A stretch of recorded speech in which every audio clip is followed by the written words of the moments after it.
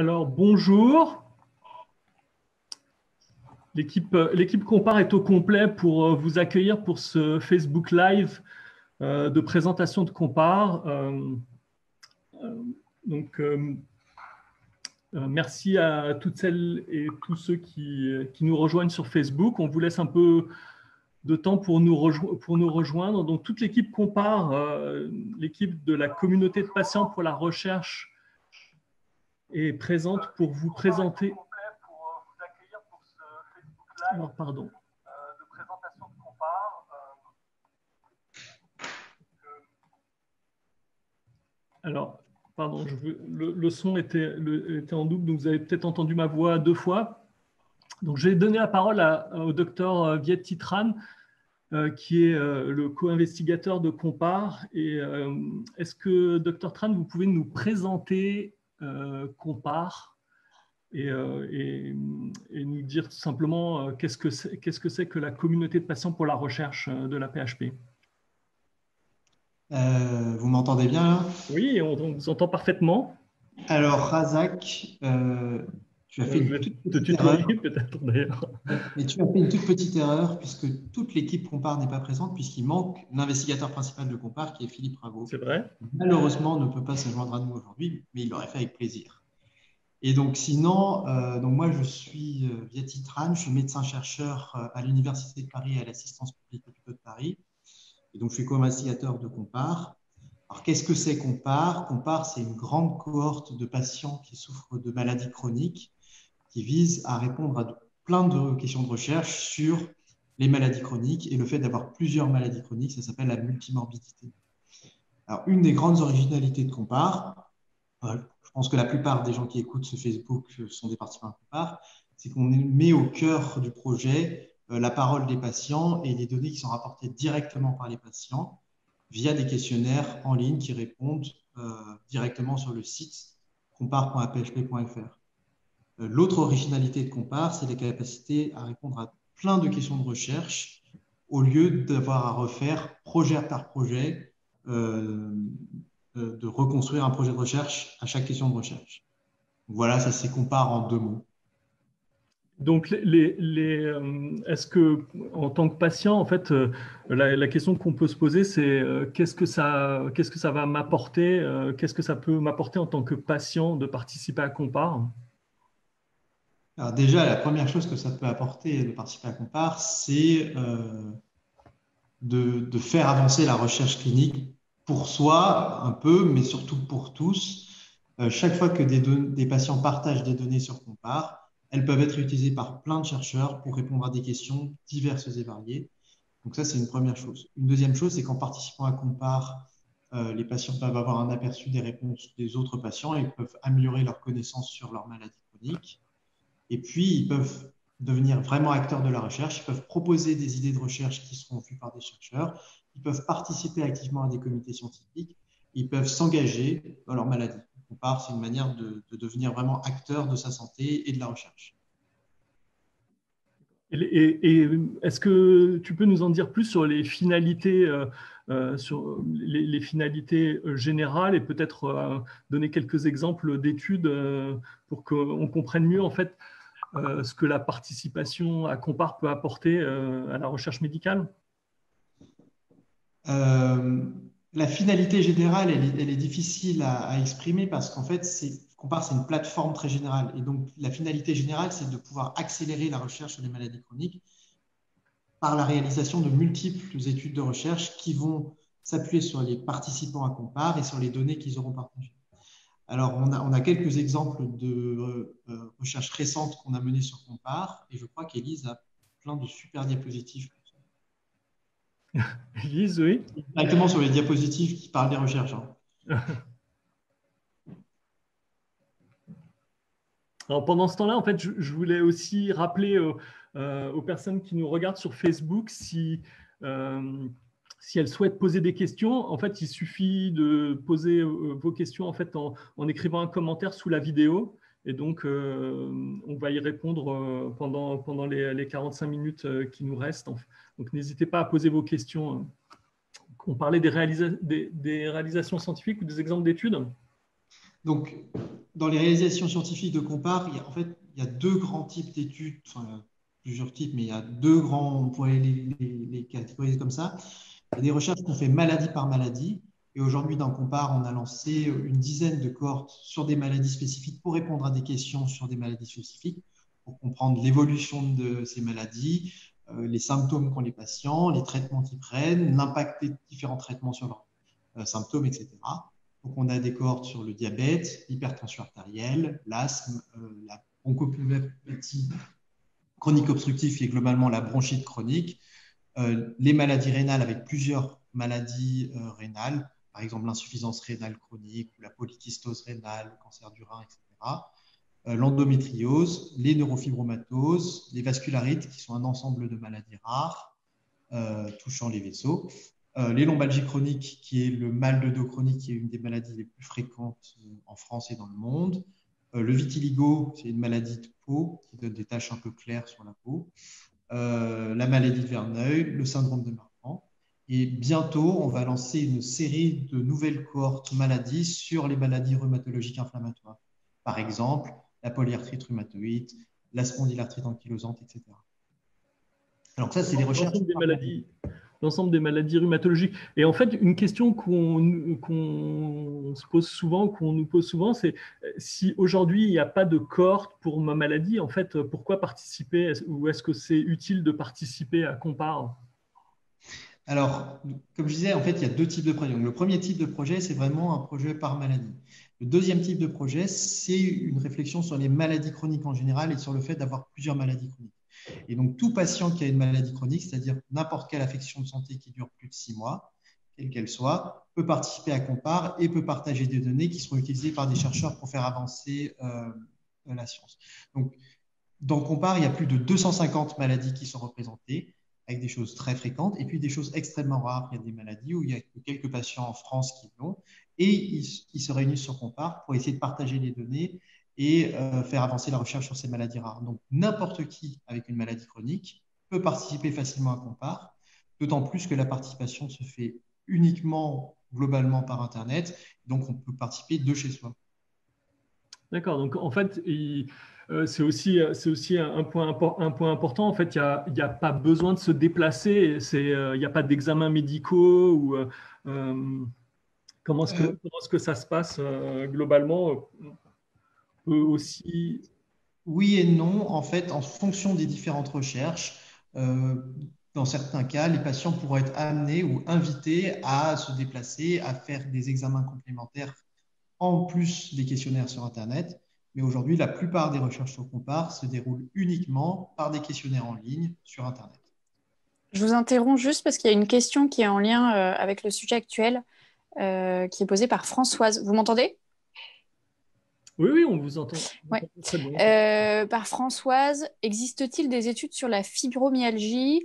Et juste, il y a une autre question avant de Michel, mais on répondra après parce que le sujet va venir dans la suite du webinaire. Donc la question de Françoise, existe-t-il des études sur la fibromyalgie? Alors, aujourd'hui, malheureusement, on n'a pas d'études spécifiques sur la fibromyalgie. L'année dernière, on avait discuté de mettre en place une telle recherche, mais avec l'épidémie de Covid, ça a pris du retard, malheureusement. C'est un projet qu'on n'a pas du tout abandonné. Mais aujourd'hui, malheureusement, on n'a pas de recherche spécifique sur la fibromyalgie. Ceci étant, dans les recherches sur les maladies chroniques en général, les patients fibromyalgiques participent et leurs données sont prises en compte. Alors, je pense que quand on discutera après des exemples spécifiques, vous verrez qu'il y a des patients qui ont des fibromyalgies ou une fibromyalgie qui ont participé à ces recherches, qui ont donné leur avis et qui participent à l'amélioration de la prise en charge des patients chroniques de manière générale. Et du coup, ce qu'on peut ajouter, c'est effectivement que participer à Compare, c'est faire entendre la voix des fibromyalgiques, pardon. Donc, dès aujourd'hui, en participant, les patients peuvent faire entendre leur voix, mais aussi ce que tu disais un peu à l'instant, c'est que le fait de participer et de répondre régulièrement aux questionnaires fera que lorsque l'étude ou les études sur la fibromyalgie débuteront, les chercheurs auront déjà des données sur plusieurs mois, plusieurs années de disponibles. Oui, exactement. par exemple, alors je vais sauter directement à un exemple de recherche plus spécifique qu'on a mené, mais il y a aussi des recherches où on utilise des données qui ont été fournies par les patients enfin, je ne vais pas dire pour d'autres raisons, mais de manière un peu passive ou automatique. Par exemple, tous les patients qui participent à Compare répondent à des questions sur les difficultés qu'ils ont à se traiter. Ça s'appelle le fardeau du traitement, c'est-à-dire les efforts qu'ils font pour prendre des médicaments, renouveler leurs médicaments, aller voir leur médecin, faire les examens, etc.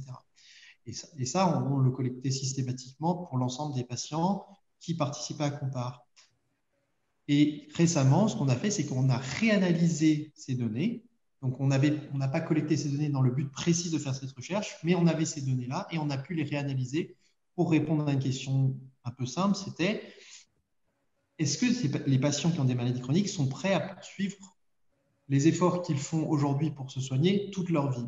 Et en fait, la réponse est que globalement, il y a à peu près 40% des patients qui n'imaginent pas ou qui ne se sentiraient pas capables de continuer le même effort pour se soigner toute leur vie. Ce qui est en fait une donnée extrêmement importante. Ça veut dire que les médecins doivent prendre ça en compte dans la prise en charge de leurs patients.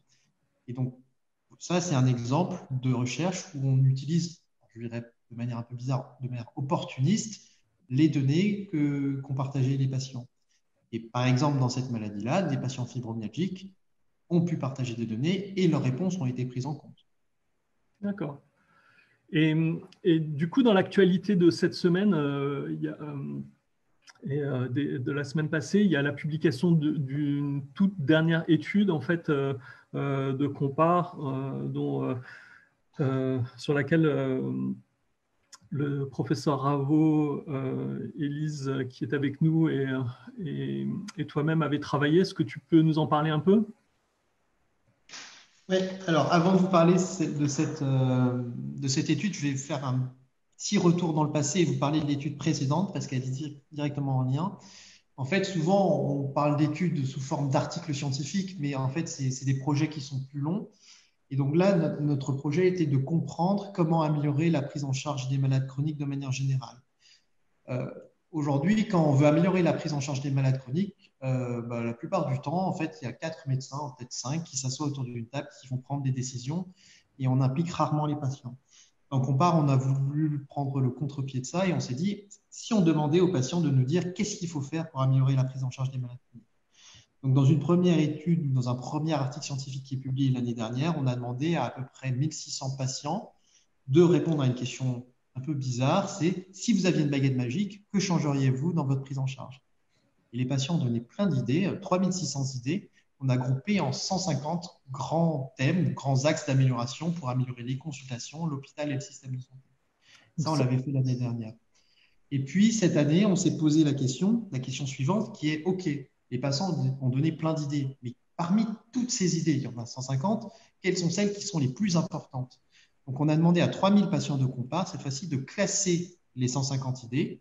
Et puis, parallèlement, on a demandé à 150 experts, qui sont des soignants, des médecins, des infirmiers, des kinésithérapeutes, des directeurs d'hôpitaux, alors pas seulement directeurs, mais aussi des gens impliqués dans l'amélioration de la qualité des soins des hôpitaux, etc. Et puis, il y a des décideurs, y compris il y a des députés et des sénateurs impliqués dans les décisions de santé, comment ils pouvaient évaluer la complexité à mettre en place ces idées. Et donc, en fait, on a réussi comme ça à identifier ce qui était le plus important pour les patients. Alors, par exemple, pour les consultations, ce qui ressort comme étant le plus important, c'est qu'il faut transformer les consultations et il faut changer les consultations pour que la voix du patient soit mieux entendue. Bon, et par exemple, pour les hôpitaux, une des idées les plus importantes, c'est qu'il serait idéal que les patients sortent de consultation ou d'hospitalisation avec le compte-rendu en main et une copie de leurs examens en main.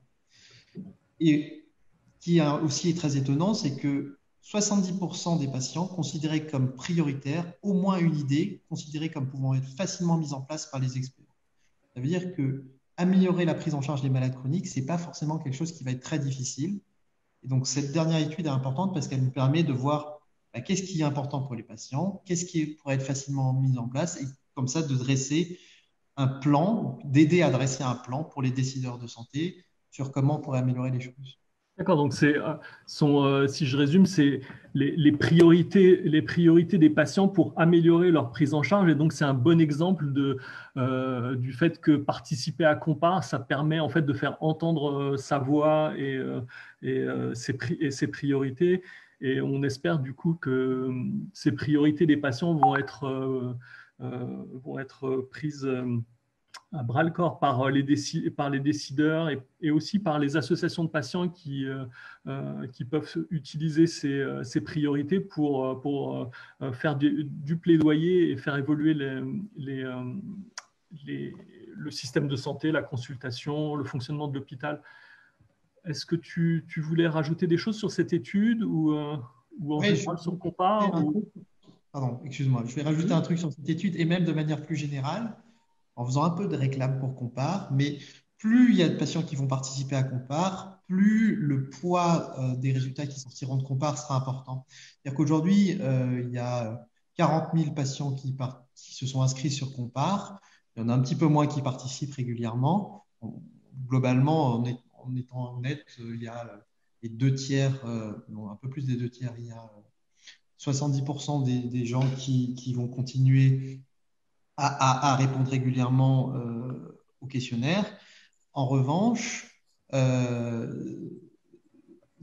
plus il y a de patients qui vont venir et plus ça aura un poids, plus ça sera incontournable pour des décideurs, etc., pour faire du plaidoyer. Donc c'est très important d'avoir plus de patients qui participent à Compare. Là, c'est très juste. C'est très juste. Et tu as, en fait, dans ta présentation de Compare, tu as souvent utilisé le terme de données pour parler en fait de ce que les patients peuvent apporter au travers de Compare. Et c'est un terme en fait qui souvent, quand on parle de données de santé, interroge. Est-ce que Isabelle, du coup, toi qui es chargée… Juste, Oui, désolée Razak, avant de faire la transition avec Isabelle, juste il y a encore trois questions qui sont pour Ti. Il y a une première question, c'est est-ce que la FOP, maladie de l'homme de pierre, est concernée par Compare? Et une question qui est assez similaire concernant la mucoviscidose, diabète, douleurs articulaires et musculaires. Est-il possible de participer ou est-ce trop spécifique? Alors, c'est ce qu'on avait dit auparavant. Donc, malheureusement, on n'a pas de recherche spécifique sur la FOP et sur la mucoviscidose, mais ce sont des maladies qui sont intéressantes à prendre en compte dans Compare de manière générale. Alors, pour la mucoviscidose, c'est à moitié vrai parce qu'on a un projet de recherche très spécifique sur la mucoviscidose qui est sur les idées des patients pour aider les chercheurs à mieux aligner leur recherche avec les priorités des patients. C'est le projet de recherche qu'on a sur la mucoviscidose. Mais malheureusement, on n'a pas encore de recherche spécifique sur toutes les maladies, ce qui est destiné à changer. Notre objectif, c'est d'avoir de plus en plus de cohortes spécifiques et de plus en plus de recherches par maladie pour couvrir un très large rayon de maladies.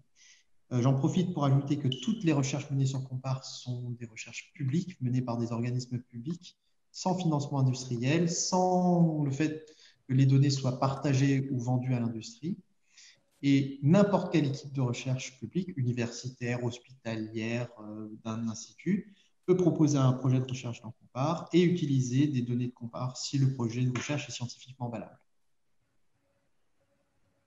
d'accord. Du coup, ça fait le lien avec… je pense qu'on pourra prendre d'autres questions tout à l'heure, mais ça fait le lien avec la question que je voulais poser à Isabelle, puisque Isabelle, tu peux peut-être te présenter et nous dire ce que tu fais au sein de l'équipe Compare, ce que tu réalises tous les jours au sein de Compare, et puis on va pouvoir parler justement des données. Bonjour, moi je suis Isabelle, je suis l'informaticienne de l'équipe Compare, enfin, partie bioinfo de l'équipe Compare. Donc je mets en place les questionnaires sur Compare et du coup je travaille sur les données tous les jours. Et donc je récupère les données de vos questionnaires tous les jours. D'accord. Et du coup, une question en fait qui peut arriver souvent ou qui peut interroger, c'est on recueille des données de santé, donc quelque chose qui est très personnel. Qu'est-ce qu'il en est en fait de la sécurité des données, de ces données qu'on recueille, que recueille Compare? Bah déjà, toutes les données sont anonymes pour les chercheurs de Compare. Toutes les personnes qui travaillent sur Compare n'ont pas de données identifiantes. Et toutes les données sont hébergées sur les serveurs de la PHP qui est homologué données de santé. Donc, il n'y a aucun risque que les données soient partagées, soient piratées ou s'en aille de nos serveurs. Tout est sécurisé, il ne faut pas avoir d'inquiétude là-dessus. On est très attentif à ça. Nous avons nos déclarations CNIL qui ont été faites au début avec des règles très strictes. Et donc on est protégé aussi par ce que fait l'AP. On sait que l'AP protège correctement ces données. Et donc nous, on se base que là-dessus. Et donc ce qu'il faut savoir, c'est vraiment tout est anonyme. Donc tous les chercheurs qui travaillent sur les données de compare n'ont vraiment que le numéro de participant et rien. D'accord. Et donc, ces données, elles sont hébergées au même titre que nos dossiers médicaux quand on consulte à la PHP, en fait. Oui, elles sont toutes sur les serveurs de l'AP qui sont complètement sécurisés et il n'y a vraiment aucun risque. D'accord. Et c'est effectivement ce que disait peut-être le docteur Tran, ces données, elles n'ont pas vocation à être vendues. Peut-être, si tu veux redire un mot là-dessus, et sur comment est-ce que ça se passe quand des personnes veulent accéder en fait à ces données? Quand des gens veulent réaliser un projet sur Compare, donc en fait, un projet sur Compare implique forcément un groupe de chercheurs. Alors, je dis chercheurs au sens large, en fait, un groupe de personnes qui implique des chercheurs, mais obligatoirement des patients et idéalement des spécialistes de la maladie, si maladie concernée. Et ces gens vont déposer un projet de recherche sur Compare, un projet de recherche détaillé. Ils vont détailler de quelles données ils ont besoin pour réaliser la recherche. Si c'est des données qui sont déjà existantes dans Compare, qu'ils veulent réutiliser, ou s'ils veulent proposer par exemple des nouveaux questionnaires aux patients. Et ce projet détaillé est examiné par un comité scientifique de Compare. Alors, le comité scientifique de Compare est la seule chose qui n'apparaît pas sur le site internet actuel parce qu'on ne l'a pas encore mis à jour, mais ça le sera bientôt. Et donc, les dossiers sont examinés par le comité scientifique qui va donner un avis en disant bon, oui, ou alors il faut modifier le projet, ou alors jamais de l'avis. Une des conditions sine qua non pour que le projet soit accepté, c'est que les recherches soient menées par des organismes publics à des fins publiques, c'est-à-dire que c'est jamais pour faire de l'argent. Et si le projet est accepté, dans ce cas-là, les données sont transférées avec des précautions extrêmes aux chercheurs. Ce n'est pas par des clés USB qu'on envoie par la poste, mais en passant par des réseaux sécurisés pour le transfert des données. Et comme l'a bien dit Isabelle, on ne transfère jamais les données identifiantes des patients. C'est seulement des données anonymisées qu'on transfère aux chercheurs qui veulent utiliser les données Compare. D'accord. Et du coup, Isabelle, tu veux ajouter quelque chose ou donc sur ton travail et sur ce que tu réalises sur les données je ne sais pas, j'ai que dire. Oui, donc je mets en place ce que je te disais. Quand les études, que ce soit des études sur les cohortes ou les études générales de Compare, donc moi je fais les questionnaires, donc quand il y a des petits problèmes, ça peut être de ma faute. Voilà, et une fois que les questionnaires, vous avez rempli, bah, ça peut arriver, Razak, hein. Ça arrive, l'informaticienne peut faire des bêtises, ça peut être de ma faute. Et après, donc oui, je travaille sur les données et je prépare les données qu'on fournit aux chercheurs pour les analyses futures.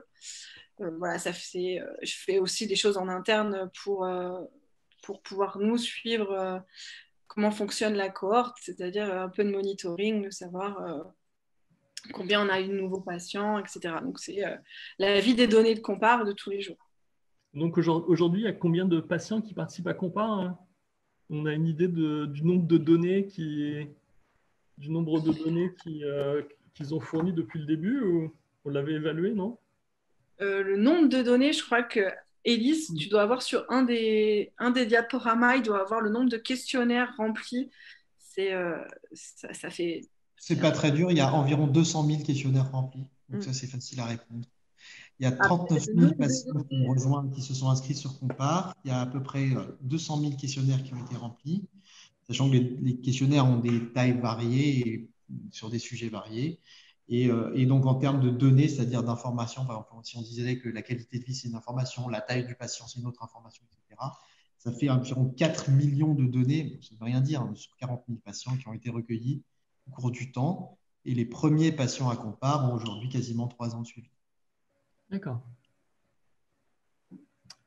Bien. Et du coup, puisqu'on parle des patients, est-ce que je peux poser, est-ce que je peux poser une question à Solène et Solène, est-ce que tu peux te présenter, nous dire ce que tu réalises dans le cadre de Compare?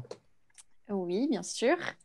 Du coup, je suis membre de l'équipe Compare. Je m'appelle Solène Gouébé et je suis notamment en charge des partenariats avec les associations de patients et des relations avec les patients.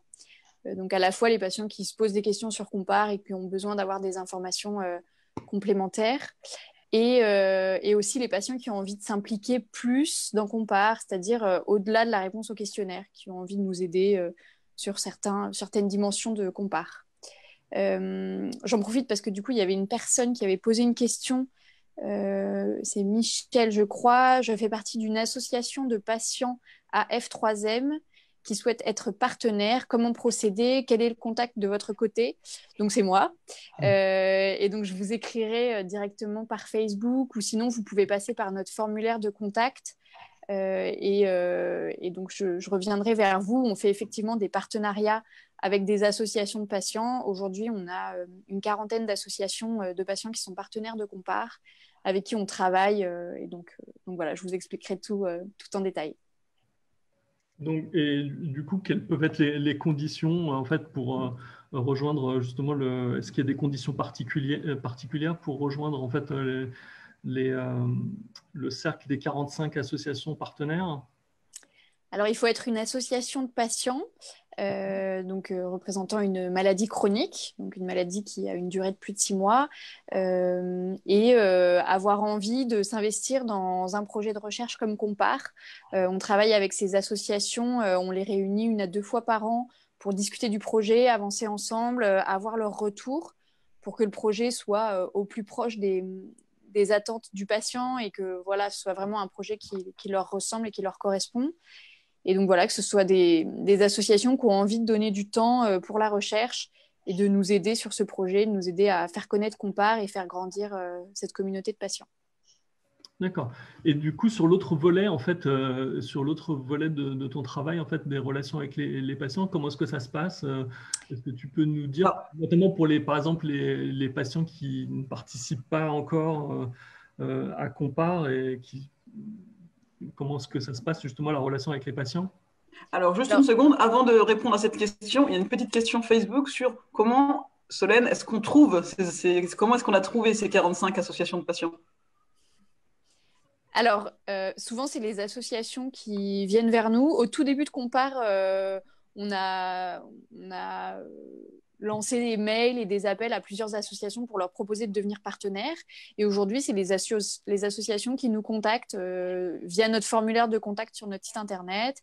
Et on se rencontre ou alors on échange par téléphone. Et voilà, souvent, ça se passe de cette manière-là. J'aimerais juste préciser que pour les associations de patients, alors, je ne sais pas si c'est encore officiel, mais on a une espèce de club des associations et on les rencontre. Alors, on les rencontrait physiquement avant l'épidémie Covid, mais 1 fois par an, on organise une rencontre avec les associations physiquement pour discuter du projet, des avancées, de comment on peut travailler ensemble, etc. sur Compare. Tout à fait. Et d'ailleurs, du coup, c'est aussi pour les associations de patients, c'est ce qu'expliquait lors d'un dernier webinaire l'association Endomind. Les associations de patients ont la possibilité d'apporter des idées, d'initier des projets dans le cadre de Compare, et c'est aussi un des avantages pour les associations à participer à Compare et à nous aider aussi à toucher les patients et à faire avancer le projet. Et du coup, puisque tu parles de ce dernier webinaire, j'en profite parce qu'il y a aussi une question à laquelle on n'a pas répondu. Avez-vous des résultats des études récentes sur l'endométriose? Il y a eu un webinaire spécifiquement sur l'endométriose qui est toujours sur notre page Compare. D'ailleurs, celui-là aussi restera sur notre page Compare et pourra être voilà, revue par des personnes qui ne peuvent pas être présentes à cette heure-ci. Et donc, il y a voilà, toutes les réponses sur vos questions sur les études sur l'endométriose. La réponse très courte, c'est non, pas encore, mais très prochainement. Mais voilà, vous aurez plus d'éléments dans cette vidéo. D'accord. Et c'est vrai qu'on est là à 12h30, donc si on est entre le déjeuner, on est la barrière qui empêche les gens d'aller déjeuner, mais on va pouvoir, pour les personnes qui doivent nous quitter ou qui ne peuvent pas le voir en ce moment, il y a la possibilité de le revoir en podcast. On parlait de ce que tu faisais pour les patients, ou de ce que, en fait, comment est-ce que se passe la communication avec les patients en dehors des questionnaires et leur participation? Oui, alors en fait, pour tous les patients ont la possibilité de communiquer avec nous via leur espace personnel. Il y a un bouton contact et ils peuvent poser leurs questions sur le fonctionnement de Compare quand ils ne comprennent pas quelque chose ou qu'ils veulent avoir voilà, des informations complémentaires. Et en fait, on leur répond directement. C'est sécurisé s'ils ont besoin de partager des données parce que c'est par leur espace personnel qui est protégé. Et donc, voilà, je suis en charge de cette relation avec le patient, mais aussi avec les patients qui veulent aller plus loin, parce qu'en fait, Compare, c'est vraiment un projet qu'on construit avec le patient. Aujourd'hui, on a une vingtaine de patients qu'on appelle patients ambassadeurs, qui sont vraiment impliqués dans le projet, nous aident à le faire grandir et sont impliqués dans plusieurs étapes de la recherche. Donc, ça peut être, par exemple, la conception des études qui sont dans Compare, mais aussi les analyses... Oh, pardon. Vous me voyez ? Oui. Les analyses de données. On a par exemple un patient ambassadeur qui s'appelle Arnaud qui avait aidé à l'analyse de données pour une publication, justement une des publications que le docteur Viet Titran a présentée et qui est donc co-auteur de cette publication. On a des patients qui réalisent des vidéos, qui répondent aux journalistes. Enfin voilà, il y a différentes possibilités pour s'investir dans cette communauté de patients au-delà de la réponse au questionnaire. D'accord. Est-ce que tu vois d'autres choses ou est-ce que Élise veut se présenter ou... Il y avait quelques questions que j'ai laissées en suspens, mais ça peut être rapide. C'est bonjour, est-ce que la maladie de Verneuil est concernée par Compare? Thiel avait déjà présenté, mais la personne a dû rater le début de la vidéo. Effectivement, il y a une cohorte sur cette maladie dans Compare.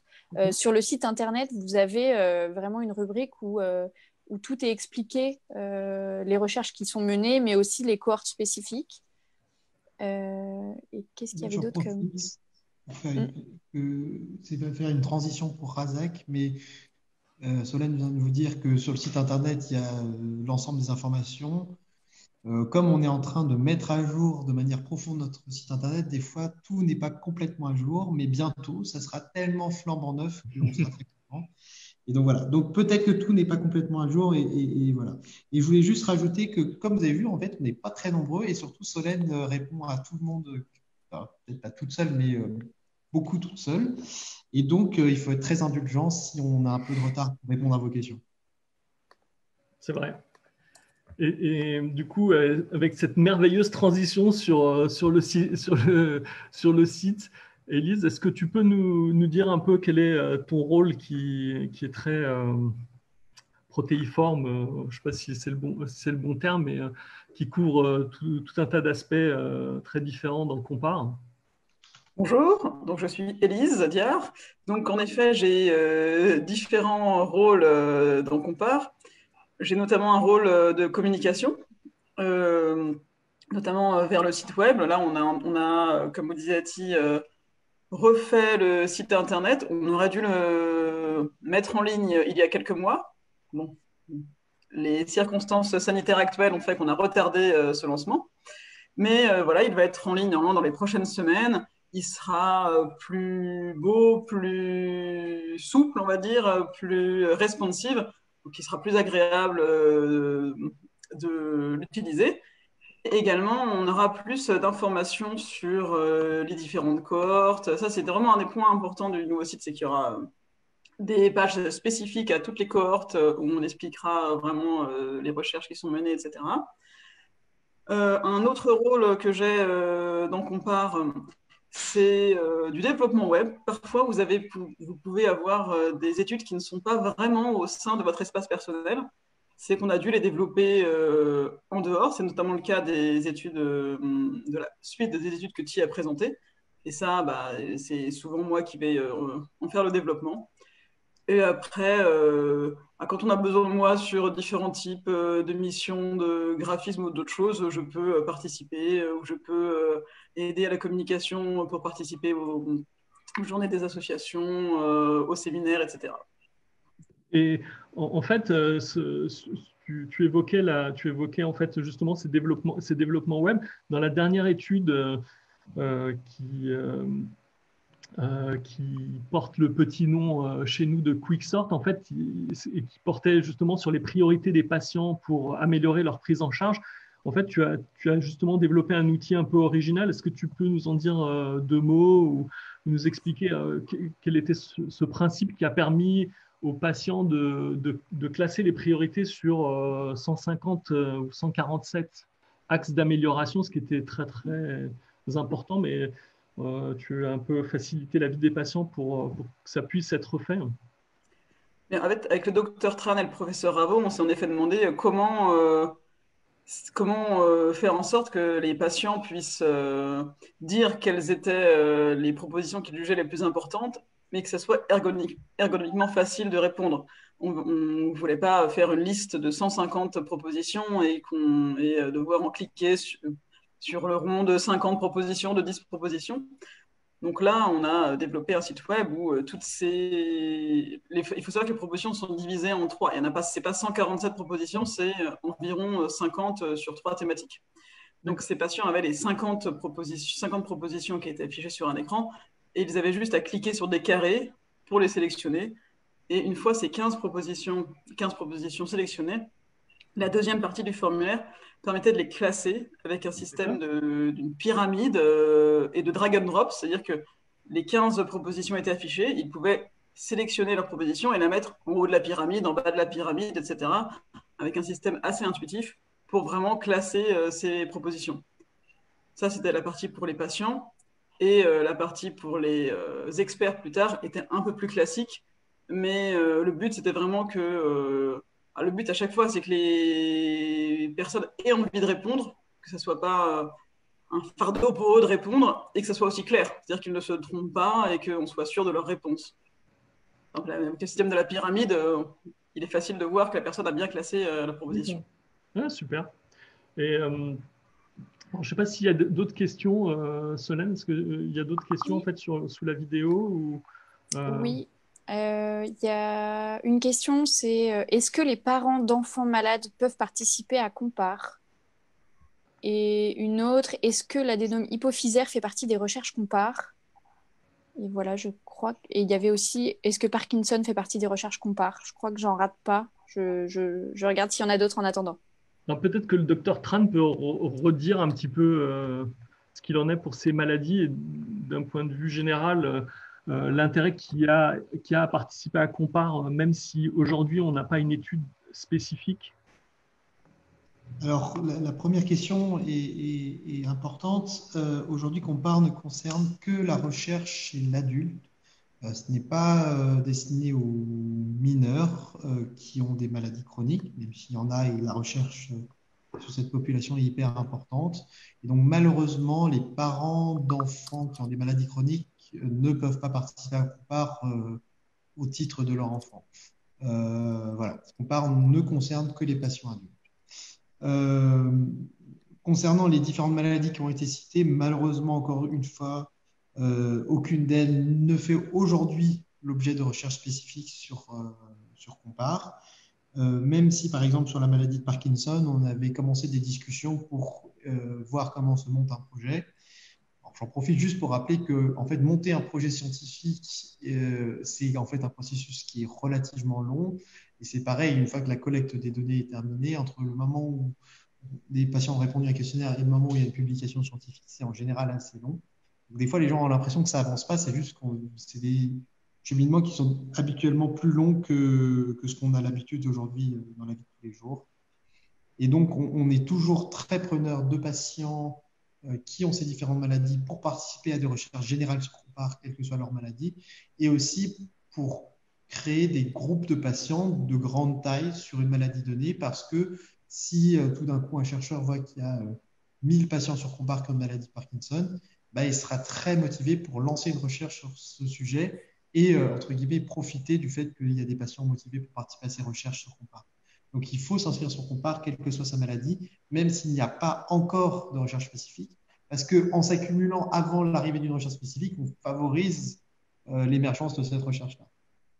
D'accord, ouais, c'est vrai. Du coup, en fait, effectivement, plus on sera nombreux, en fait, même pour des maladies rares ou des maladies sur lesquelles on n'a pas encore d'études spécifiques, le fait d'y participer, de participer, ben, ça peut en fait déclencher de nouvelles études, si je comprends bien.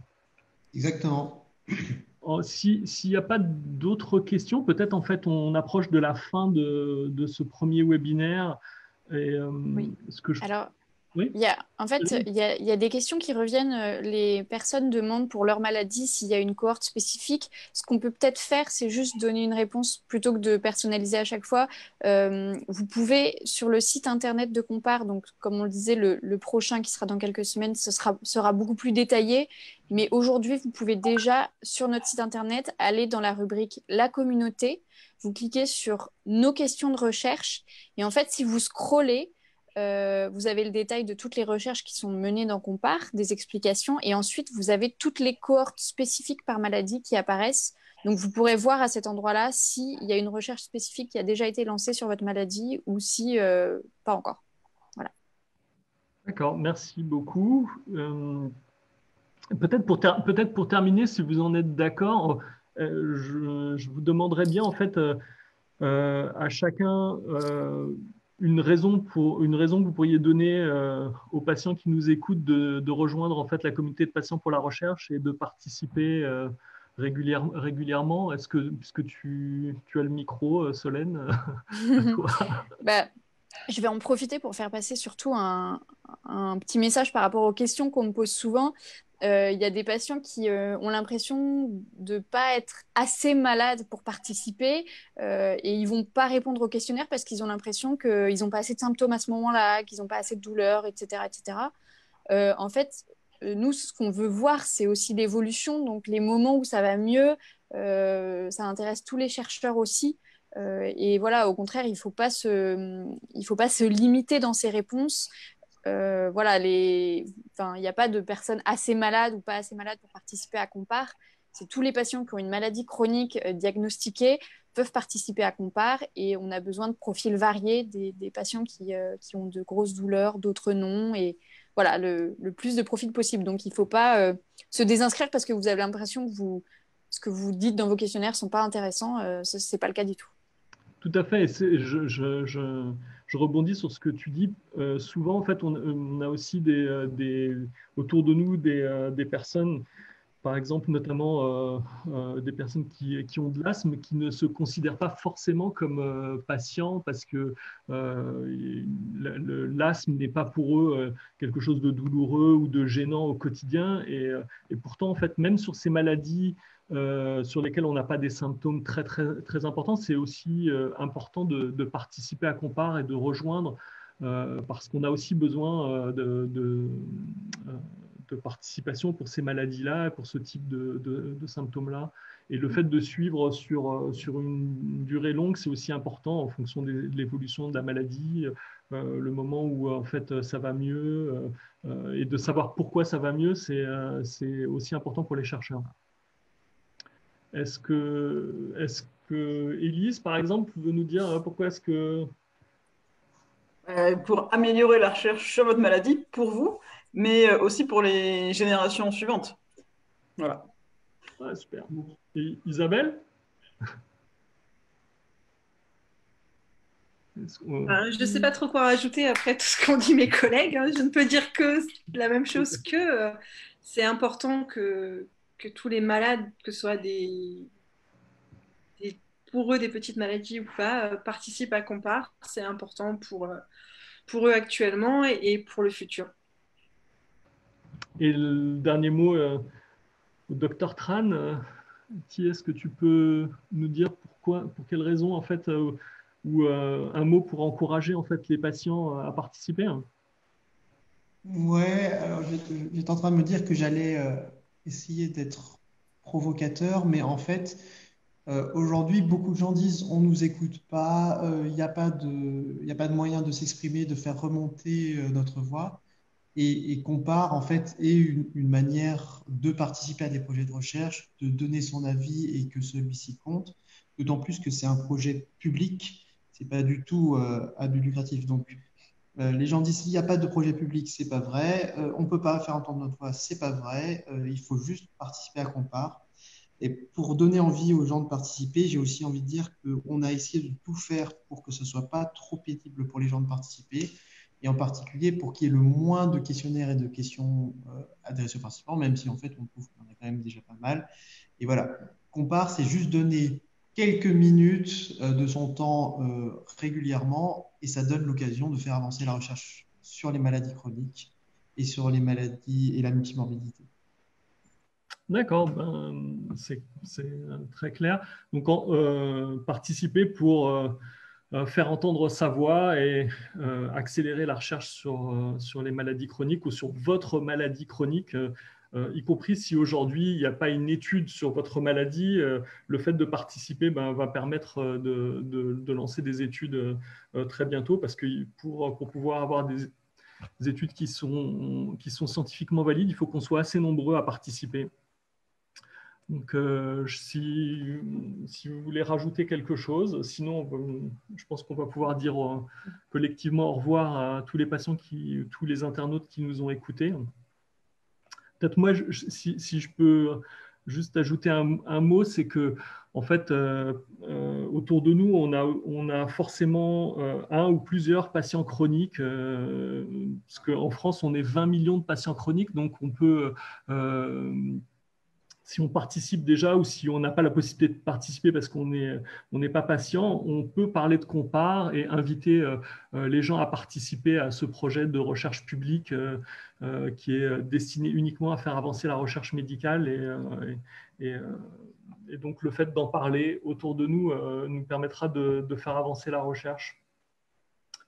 Est-ce que vous voyez d'autres choses à rajouter ou on dit au revoir à tout le monde? On dit au revoir et merci beaucoup. Bon, merci beaucoup de nous avoir écoutés et puis j'espère à très bientôt. Merci, au revoir. Au revoir. Au revoir. Au revoir, merci à tous. Au revoir.